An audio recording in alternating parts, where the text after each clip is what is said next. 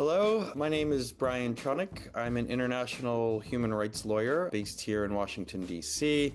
I run the Fred Hyatt program to free political prisoners at Freedom House. And I'm excited to talk today about my work to free political prisoners throughout the world and highlight some of the key issues and challenges they face. I'm very excited to be joined today by Talia Khattak. She is the daughter of a prominent political prisoner in Pakistan named Idris Khattak.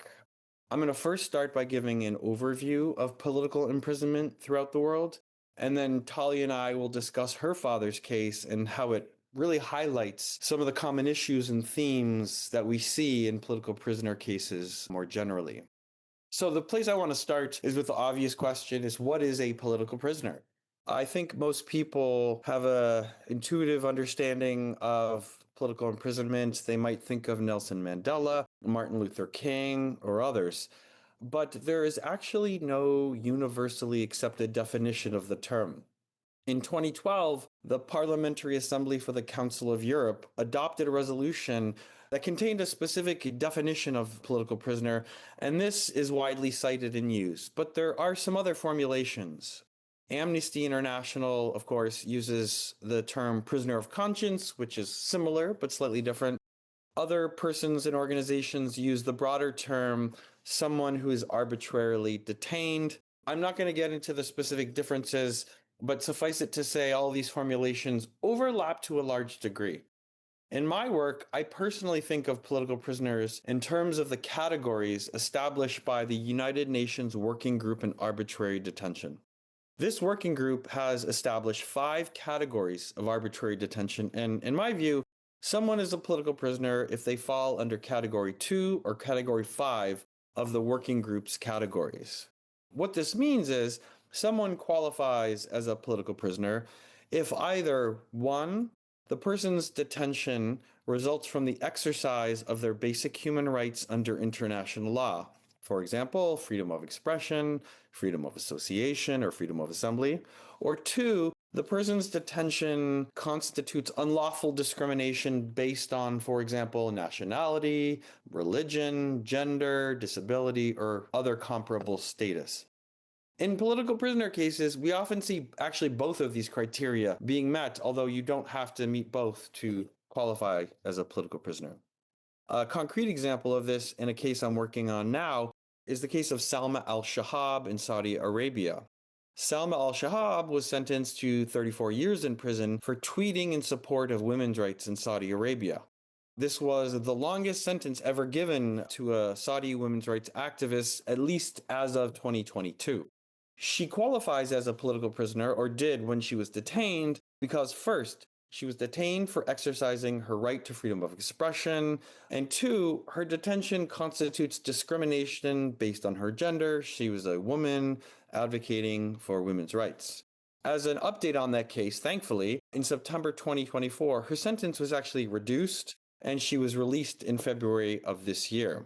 Notably, she's not truly free. Although she's not imprisoned any longer, she remains on conditional release. This is like probation, and this can be revoked pretty much at any time should she do something that the government does not like.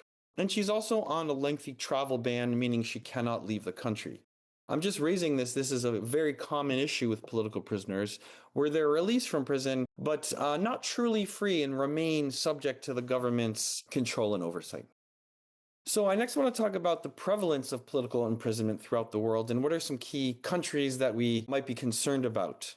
There is no worldwide database of political prisoners, so we actually don't know how many political prisoners there are in the world. The US State Department has used the figure 1 million as sort of a ballpark estimate, but really there's no way to confirm the actual number. We do know, though, as Freedom House, where I work, has documented, freedom in the world has been declining for 19 consecutive years. And political imprisonment is commonly associated with declining freedom. So I think it's fair to expect that the number of political prisoners worldwide is overall increasing. In fact, through easy Google research, it's quite easy to confirm that in the past few years alone, a number of different countries marked record high numbers of political prisoners. So while there's no worldwide number of political prisoners that we can sort of put our hands on, There are NGOs in certain specific countries that do maintain curated and updated lists of political prisoners, which do allow for tracking trends, at least in those countries. Relying on sort of those NGOs, we can see that right about now, there's about 1,200 political prisoners in Russia, also in Belarus, also in Cuba. These are probably underestimates because it's not always possible to identify every last person, but that gives a ballpark for some of the more repressive countries, 1,200. In other countries, we can only get sort of more loose estimates. In North Korea, for example, a famously closed society, some sources say there are up to 120,000 political prisoners throughout the country and its network of political prison camps. In China, with the mass imprisonment of ethnic minorities in Xinjiang, there may be hundreds of thousands or even millions of political prisoners in China. Of course, other notorious countries include Venezuela and Saudi Arabia and others. That said, many other countries throughout the world also have egregious cases of political imprisonment, just not to the same extent or prevalence as these worst of the worst countries.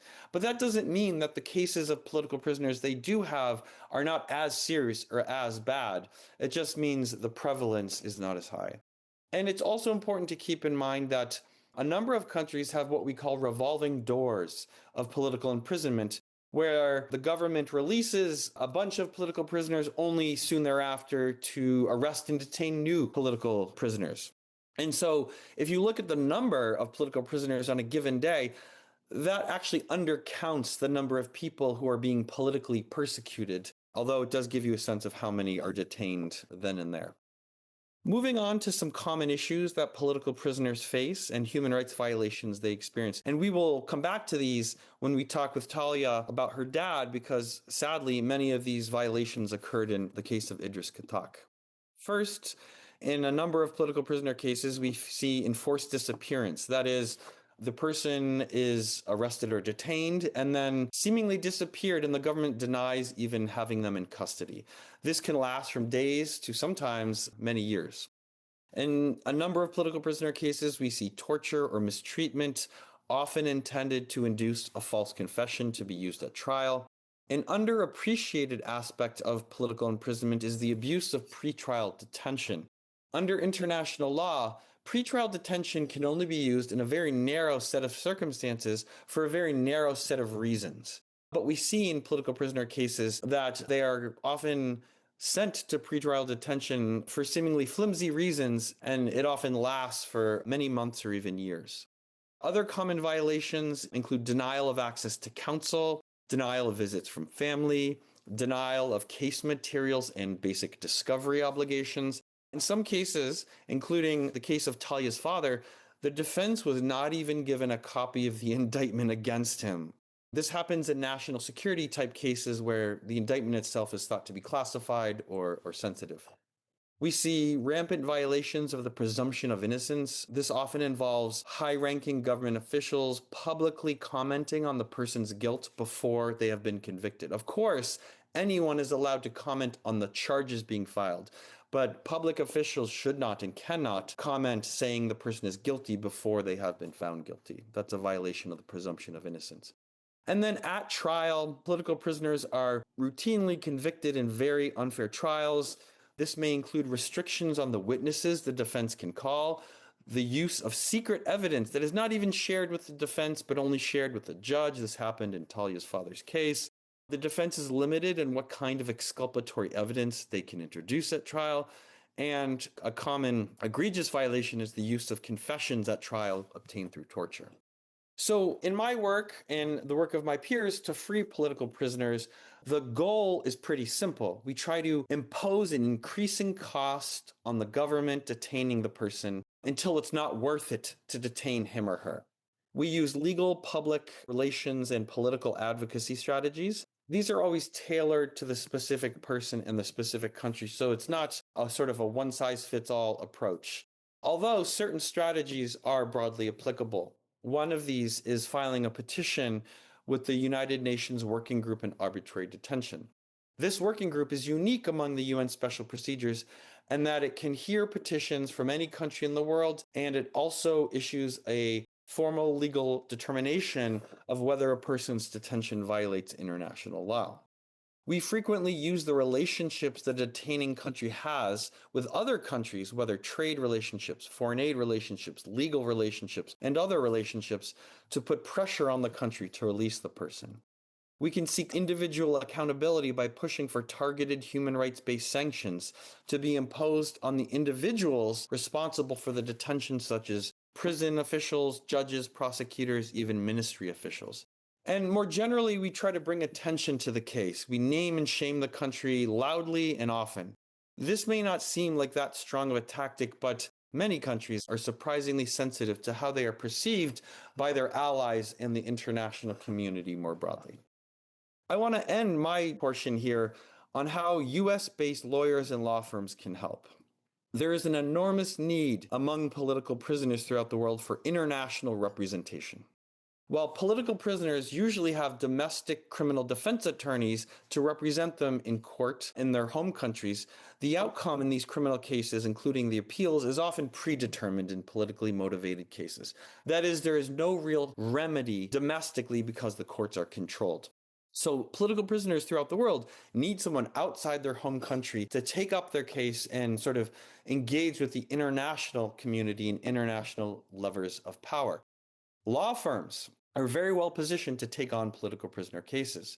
They have a deep capacity to take on complicated projects. They have very capable staff with strong research and writing skills. And they have extensive networks and relationships that can be very useful in political prisoner cases. This includes relationships in the business community, with politicians, with foreign governments, and even with other communities like the music and art community. If there are any lawyers or law firms who are interested in taking on a political prisoner case and having guidance from an experienced attorney like myself or my peers, email me at tronic@freedomhouse.org. So that's enough from me alone. I'm really excited to talk to Talia Katak. Her father, Idris Katak, is a very prominent human rights defender and political prisoner in Pakistan. And so we'll start at the beginning, Talia. Can you tell us about your dad? Who is he? What is he like? And what kind of work did he do? Thank you so much, Brian, for inviting me to talk about Papa's case. When I first start talking about Papa, I will first say the kind of person that he is. So for me, he is always my father. He is the one who raised me and my sister, and he did this all by himself. So he was the only sole parent that we have. And to the world, he is a human rights defender. Ever since I was little, I remember him taking cases of enforced disappearances, going to communities and interviewing people. For him, I think that it was very important to document the violations that were happening. Even for internally displaced people, I remember that he used to go to the camps and document and interview people and just basically have it all on paper because I think that he always was super selfless, even in just as in his regular life. He was so selfless and he was so kind because he always, even right now when he is in prison, sometimes he tells us that, oh, I'm helping someone who doesn't know how to write English, write down his case for him. So he's always wanted to help people, and that's what he has been doing since I have known him, and even before I was born, I'm sure he was doing the same thing. Thanks for that. I have to say, I was not aware of your dad before coming to this case, and I feel like I've gotten to know him through you and through reading about his work. And for the listeners, I just want to share, Idris is just a human rights hero for Pakistan. He's worked with Amnesty International, Human Rights Watch, the Center for Constitutional Rights. And he's been called Pakistan's expert on enforced disappearances because of his work documenting them and fighting back against enforced disappearance in Pakistan. So thank you for that. I really admire your dad so much. So in November 2019, your dad was driving on the highway in Pakistan, abducted and disappeared for 7 months. How did you find out and your family find out that he had been abducted, and what did you all do to try to find out where he was? So in Pakistan, we have this saying that if you talk about enforced disappearances, one day you will be disappeared as well. And that is exactly what happened. He was disappeared on 13th of November 2019. He was going back from his sister's place, which is in another city. It was him and the driver, and they were going back home. and some people stopped their car. They were in plain clothes and they abducted both of them. And the first day, we didn't really find out anything. On that day, I was taking the train from the city that also my dad was in, and then I was going to another one. And I remember even when I was getting on that train, I had a really bad feeling. And I'm sure that my dad also had a really bad feeling because he kept calling me and he said that I can pick you up from the next stop and you can just go home. And next week is my birthday, so we can celebrate it together. And I still always think about that call that I should have, gotten off that train and gone home with him. Maybe he wouldn't have been abducted, but that's just, I think, the overthinking that comes with these cases. But I remember that when I was on the train in Pakistan, the trains aren't very safe, you could say. And my dad wasn't really sure if it would be okay for me to go. So we had this plan that he would call me every hour just to know that I'm safe and that everything was okay. And we had this kind of, because he was the only parent, he was a bit overprotective with me and my sister, just to make sure that we are safe and everything is okay. And the first few hours, it was fine. He was calling me, we were chatting, and I was telling him how great it is, how exciting everything is. And then on the fourth hour, his calls stopped. And for the first 2 hours, I didn't really notice it. And I thought that, oh, he might have been busy, something must have happened. But after some time, I got a call. His voice sounded really rushed. And he said that I forgot my charger and I'm staying at my friend's house and I might be gone for a few days, but my phone might be off and don't worry. Which was really strange. And then I was like, what do you mean? You can just go and get a charger and you can use your friend's charger. It's going to be okay. But that was the last time that I heard his voice for the next 7 months. That was the only call. And my sister also received a similar call. And later we realized that this was a time when he was already abducted and they had probably allowed a phone call. And for the next 3 days, I kept calling him. The whole family kept calling him, but there was absolutely no answer. Even my cousins, they wanted to go and check up on him at his house, but we told him that he was probably at his friend's place, it was all really, really strange. And then on the 15th of November, the driver, we've known him since we were kids. He's been a part of the family. He was released in 2 days, and I think that he must have been scared, but he didn't tell anyone from the family. He went and told someone in the village. And then the village people told my sister's family, and that's how the whole family found out.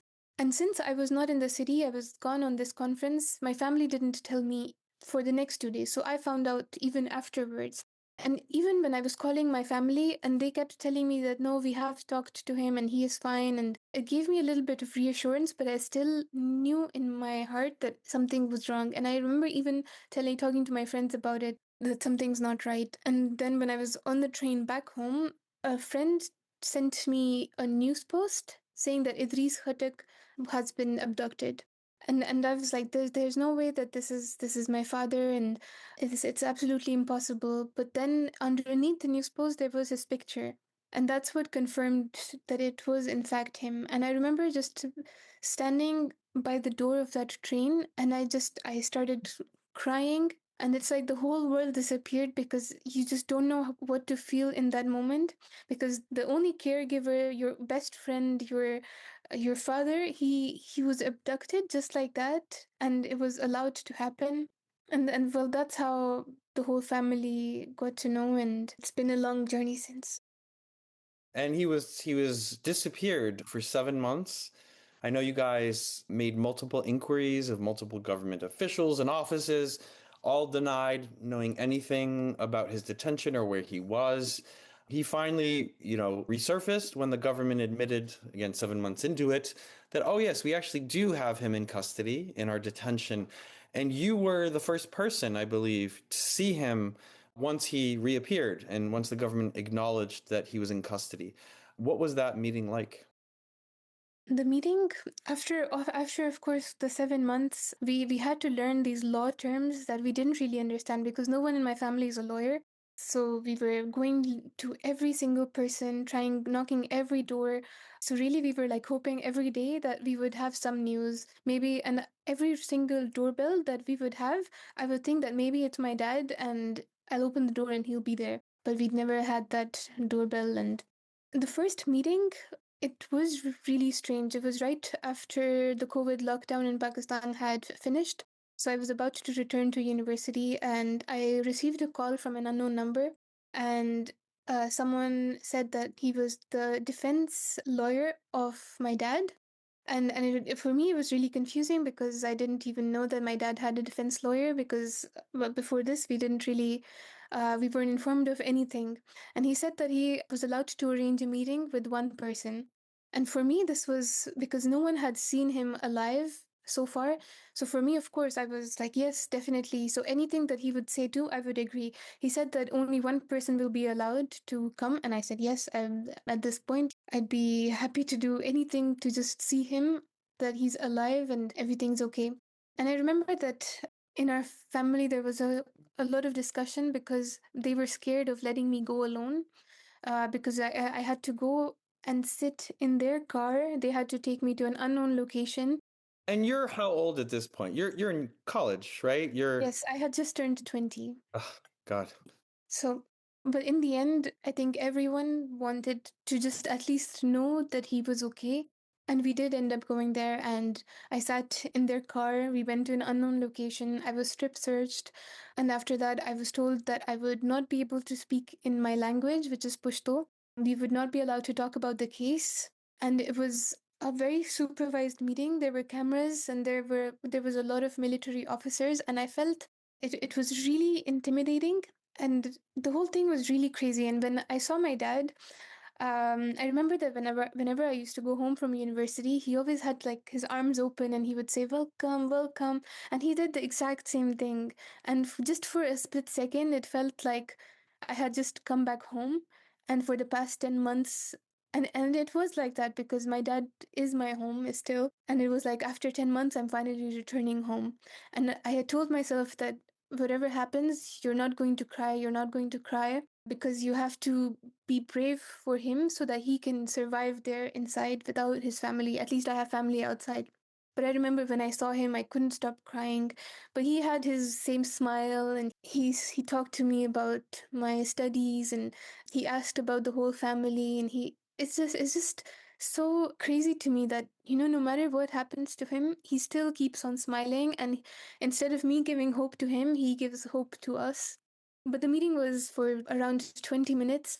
And I remember that they would keep on counting the time. So they would say 4 minutes left, 2 minutes left. And for me, it's just like I just got my dad back. And now you're taking me away again. And leaving that room was, I think, that the most difficult thing that I have ever had to do. And again, like I remember them saying that if I needed water, if I was okay, and I was like, no, I'm not okay, and I don't need water from you, because how can you sleep at night when you see what you have done to a family? Very powerful. And part of what I'm grateful to you to share is the family's perspective, because families are really torn apart through political imprisonment. So to move the case sort of along, your dad reappeared after 7 months of no word of where he was. You met with him. He was held in pretrial detention for about 2 years. I mentioned that's a commonly abused tactic is to hold the person in prison even before they've been convicted. That's the case. He was detained for just about 2 years before he was convicted. In late 2021, he was convicted under the Official Secrets Act. It's a notoriously vague and problematic law that is commonly used to go after political opponents and human rights defenders. And he was sentenced to 14 years in prison.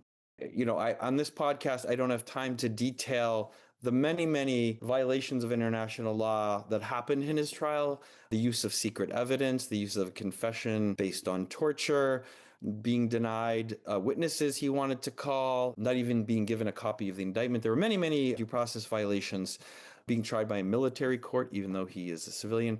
But suffice it to say, he was convicted in late 2021. But you actually did not know about the conviction right away. So tell us what happened. How did you learn he was convicted and that he had been moved? I actually remember the exact moment that I find out with all of the events that have happened. I remember exactly where I was, what I was feeling. It's just some things that I can't really get out of my head. And also, I think of my life as two separate times. I always think before my dad was abducted and after my dad was abducted because it's completely two different lives. I remember we found out on 3rd of December, even though he was sentenced before that. and it was my nephew's birthday. And I was really upset because, again, in Pakistan, it's not as easy as a woman to move between cities.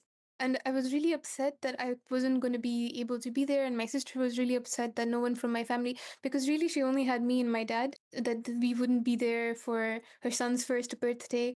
And at the same time, I was trying to find out how to get there, and I was looking at buses. The same time, I got a call that someone had tweeted about him being found in a prison in Jhelum, which is a completely different city in a different province. I didn't know what to think first, because as soon as he was found, we I was like, okay, no, we have to go and visit him. But again, as a woman, you can't really just, in Pakistan, it's very difficult to move around and just go and visit a random prison in another province. But I kept thinking that when he was moved to that prison, he probably had to ask a lot of people to let his family know. And for a whole week, he was just there without being able to, talk to us or just let the world know. And then after that week, my uncle tried to visit, but he was denied. And just the feeling of, because it's 14 years, we just never thought that it would go this far. But even when we found out that he was sentenced to 14 years, we thought that we would be able to appeal and he would be back to us. But it hasn't been the case so far. And I really hope that it is the case and he doesn't have to spend all those 14 years. And because the charges against him they're really strange and they don't make sense. They just make him into a person that he really is not. And I really hope that everyone gets to, talk to him and speak to him and get to really know him, because he's an amazing person and he doesn't deserve what he got. Yeah, and I would love to host both of you on this podcast when he's free. For the listeners who want to more information on how ridiculous the charges are, on the Freedom House website, there is the petition I filed with the UN Working Group in Arbitrary Detention, 20 pages, goes into extreme detail on how ridiculous the case is. I'll leave it to that. In political prisoner cases, it's very common, both during the pretrial detention and post-conviction, for the government to use the sort of circumstances and conditions of detention to punish, intimidate, silence the person. Can you talk about your dad's current conditions of detention and some of the concerns you have about them?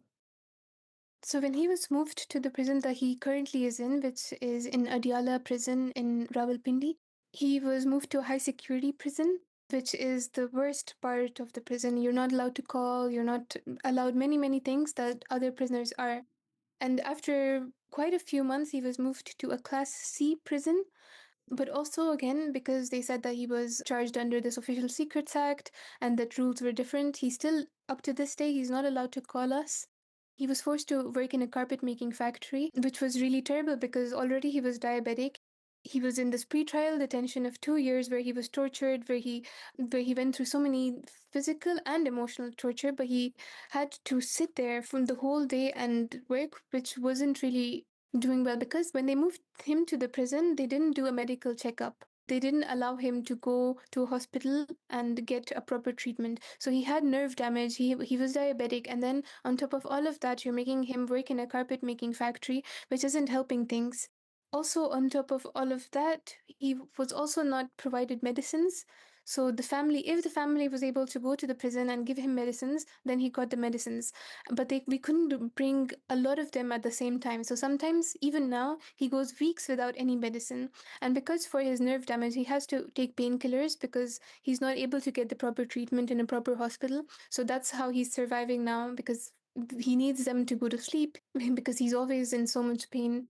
So with all of that, his conditions, his health is just getting worse and worse each day. He's 63 years old now, and but when you meet him, he looks much older, and I'm sure that he feels much older as well. For his emotional well-being as well, it's not been that great because when he was still in trial, during these past 6 years, my nephew and my niece were born. And sometimes, because my sister can't really leave them anywhere, she has to take them with her when they meet. And those little kids, they're 5 and 3 years old now, and they have to see him in that state. And it's also the first time that he ever has grandkids. And for him, he wants to play with them and he wants to give them gifts.